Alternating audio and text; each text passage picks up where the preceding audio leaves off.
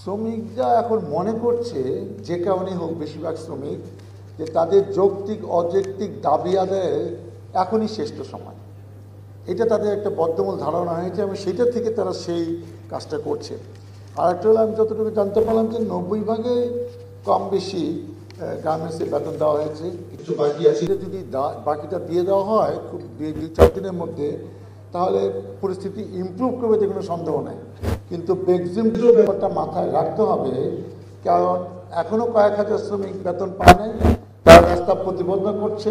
এবং আরও মজার ব্যাপার হলো, তারা হাজার হাজার শ্রমিক বের হয়ে তাদের গার্মেন্টসে আগুন লাগে না, পাশের গার্মেন্টসে আগুন লাগায়। অতএব এই ব্যাপারটাকে গুরুত্ব সহকারে বিবেচনা করতে হবে। আরেকটা হলো, শ্রমিকরা এখন ভাবছেন যে আইন প্রয়োগকারী সংস্থা আমাদেরকে লাঠিচার্জও করবে না, আমাদেরকে কোনো কিছুতে বাধাও দেবে না, গ্রেপ্তারও করবে না। অতএব অন্য সময় যে দেশের পরিস্থিতিতে আইন প্রয়োগ সংস্থারা যে কাজটা করতে পারতেন, এখন না করাতে তাদের কিন্তু সাহস বেড়েছে। তারা কিন্তু কিছু কিছু যারা দুষ্ট শ্রমিক, তারা কিন্তু কিছু কিছু অকারেন্স আগে করেছে, গার্মেন্টস ভাঙচুর। এটা কিন্তু আপাতত 4-5 দিনে কিন্তু এরকম কোনো ঘটনা আমরা কিন্তু জানি না। আর আজকে আমার একটু শঙ্কা ছিল যে অনেক গার্মেন্টসে আমাকে ইসমাইল বলেছে শামিল গ্রুপে, যে ভাই আজকে বলা যায় না লাঞ্চের পরে কী হবে, কারণ টিফিন ক্যারিয়ে নিয়ে যায়, আজকে কিন্তু অনেকে আসে নাই, ফলে লাঞ্চের পরে বেরিয়ে যাবে কি না এটা নিয়ে একটা শঙ্কা আছে। কিন্তু আমি কিন্তু এলাকায় খোঁজ নিয়ে জানি অনেক বড় বড় গার্মেন্টসে লাঞ্চের পরে অনেকে কিন্তু তারা ফেরত গেছে, কাজ করছে। অতএব এটা কিন্তু মন্দের ভালো যে সিচুয়েশন আস্তে আস্তে ইমপ্রুভ করছে।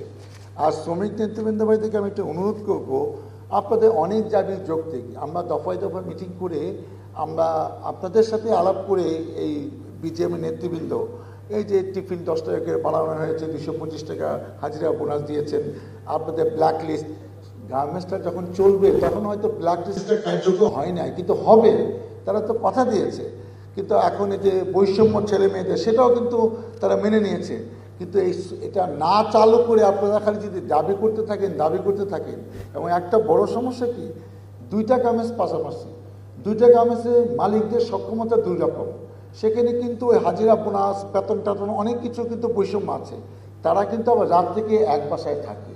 অতএব এইগুলোর সমস্যা এতদিন ছিল না, একজন 5 তারিখে বেতন পাচ্ছে, একজন 10 তারিখে। সমস্যাটা আগে ছিল না, হঠাৎ করে এই মাসে এটা সমস্যা হইল না। আপনারা সব ইউনিফর্ম চাচ্ছেন, এই সরকারও এমন কিছু সংস্কার করতে চাচ্ছে, স্থায়ী সমাধান। আপনারা আস্তে আস্তে সেটা বলেন, আস্তে আস্তে সেগুলো সমাধান করেন, মালিককে বাঁচে গার্মেন্টস চালু করে, কোনো সমস্যা নাই। আপনারা রেশন নিয়ে কথা বলছেন, ভালো প্রস্তাব, সরকার এটা চেষ্টা করুক। ইউনিয়ন পরিষদ অনেক ফান্ড আছে, বিভিন্ন সুযোগ সুবিধা এলাকাবাসীকে দেয়। তারা যদি কোটা করে দেয় যে 20% আপনার শ্রমিকদের দিতে আপনারা বাধ্য, তারা শুনতে বাধ্য। কিন্তু এই নিয়মটা এখনই করতে হবে, এখনই ইচ্ছা করে সরকার দিতে হবে, এরকম কিছু কিন্তু আমরা জানি না। অতএব আপনার যৌক্তিক দাবিগুলো আস্তে আস্তে আনেন, গার্মেন্টসকে বাঁচিয়ে রেখে, তাহলে কিন্তু কাজ হবে। সর্বশেষে যেটা বললো যে আমাদের উপর আপনাদের অনেক দাবি, অনেক কিছু বলেছেন। আমরা কিন্তু 11 তারিখে এবং গতকাল 1-2টা জনসভা করেছি, যেখানে 8-10 হাজার লোকের মতো ছিল। বিডিএমএ প্রেসিডেন্ট মহোদয় এবং আজাদ ভাই সহ আরও অনেক মালিক কিন্তু গিয়েছেন। সেখানে কিন্তু তারা যুক্তি দিয়ে অনেক কথা বলেছেন। আমরা যার যেখানে ভাড়াটিয়া থাকে তাদেরকে বলেছি যে আপনার বাসায় ভাড়া থাকে, যদি গার্মেন্টস বন্ধ হয়ে যায় আপনি কিন্তু ভাড়া পাবেন না। এবং শ্রমিকদের বলেছি যে 13(1) ধারা অনুযায়ী যে নো ওয়ার্ক নো পে, 5 দিন ধরে আপনাদের বেতন পান নাই, আপনার বাড়ি বরিশাল, পরিবার থেকে চাপ আসতেছে না, আপনারা যান, কিছু দাবি মানা হয়েছে, আরও মানা হবে, আস্তে আস্তে করেন, শিল্পটাকে বাঁচান। এটা সবার রাষ্ট্রের সম্পদ, আপনারা এইভাবে করে এইভাবে চলতে পারবে না। সর্বশেষ আমি যুদ্ধ করেছে, আমি আমার জায়গার থেকে চেষ্টা করছি, করে যাব। এবং বিশেষ করে আমি আইন প্রয়োগকারী সংস্থা এবং সেনা বাহিনী যারা সদস্যরা এই কাজ করছেন, আমি নিশ্চিত তারা যদি এইভাবে মাঠে না থাকতো, আরও অনেক গার্মেন্টস কিন্তু ভাঙচুর হতো। এবং বিশেষ করে 9 ডিভিশন জিএসি মহোদয়কে আমি ধন্যবাদ জানাবো যে তাকে যখন ডাকা হয়েছে, উনি ঢাকায় কিন্তু অনেকগুলো মিটিংয়ে ছিলেন এবং 2 ঘন্টা মিটিং 5 ঘন্টা চলেছে, উনি কন্টিনিউয়াস বসে থেকে এগুলো আগ্রহ নিয়ে শুনেছেন। ওনার আন্তরিকতার অভাব নাই। আমরা যার জায়গা থেকে যদি আন্তরিকভাবে যেভাবে আমরা কাজ করছি, আমি নিশ্চিত যে 2-4 দিন পরে এটি সমস্যা থাকবে না। আজকে উপদেষ্টা মহোদয় আছেন, তারা বাকি কাজটা করবেন, রাষ্ট্রীয় পর্যায়ে যা যা করা দরকার।